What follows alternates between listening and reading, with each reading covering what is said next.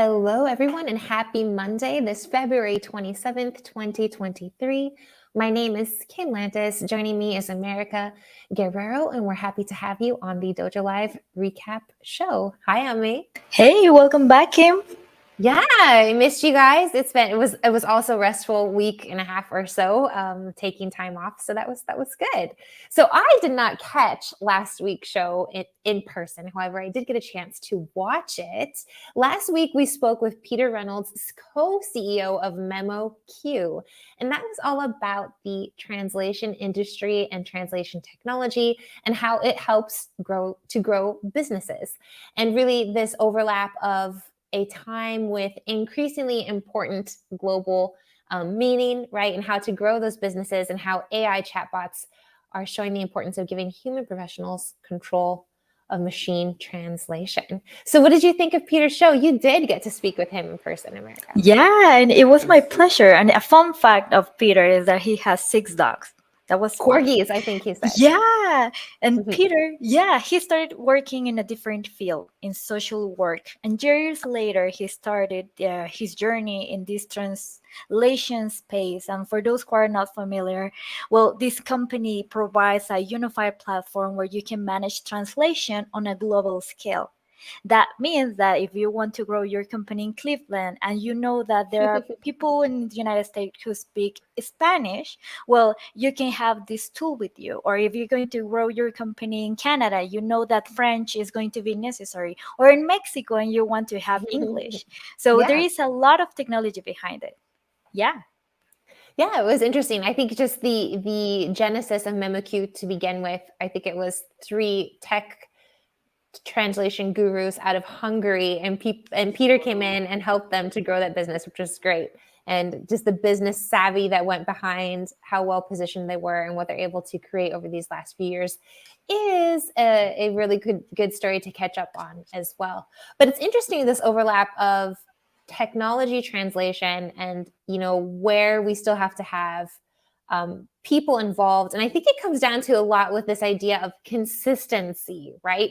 Where we want to make sure that everything is consistently translated from one space to another, which is where I think the AI comes in, and the ability to track these translations, and then that final human touch to make sure that it's exactly the way that it's meant to be. I think one of the things that he was mentioning, the problems they still have to overcome with AI, is that there's this ability to predict, right? If this is what's said in English, then this is most likely how it's going to be translated into Spanish. But sometimes that can be taken out of context, right? So still a little speed bump in the translation road that we're figuring out. But what was your takeaways in terms of the product and what they're able to accomplish with memoQ? Well, something that I remember is that we also need to consider culture with the languages. And it was interesting that Mon was there, Monica Novello, who is also part of the dojolive team, and she has a degree in literature. So there was a lot of insights from her that I really enjoy and I didn't know about. Also consider idioms and how they are perfectionizing the translation. And using AI is really interesting, and I don't know what's going to be next. I mean, how they're going to keep ahead of technology, and how can they keep helping companies utilizing this kind of technology. So yes, Yeah. and the words of wisdom, I really like that part also. Which were? I don't really remember, but I was really excited about it. I need to check the show. You have to It's be. you guys, the It's been audience. almost a full week, and we're hot into Monday, and boy oh boy does it feel like a Monday. Yes, but yeah. So I think what's interesting too is just the idea of being able to manage that translation. And keep it all in one spot, which is really, really helpful. And that consistency in terms of branding and how that plays into growing a global business. Love it. So this week is actually a really, really full week on Dojo Live. So last few weeks, I think we've had 1 show. This week, we're scheduled for 2, confirmed, hoping for a 3rd coming up on Thursday, to be determined. But for Tuesday, we've got you hooked up with... Yeah, tomorrow we're going to have a conversation with Seth Rainford, President, COO, and co-founder at Digital Diagnostics. He's a busy guy. Yeah, we're going to talk about using tech to drive meaningful change in healthcare. How is AI improving patient outcomes in healthcare systems and beyond. And then Wednesday. on Yep. Wednesday, we're going to have a conversation with Brandon Afari, co-founder at the company ChargeFuse, hyperscaling an IoT-based customer tech company.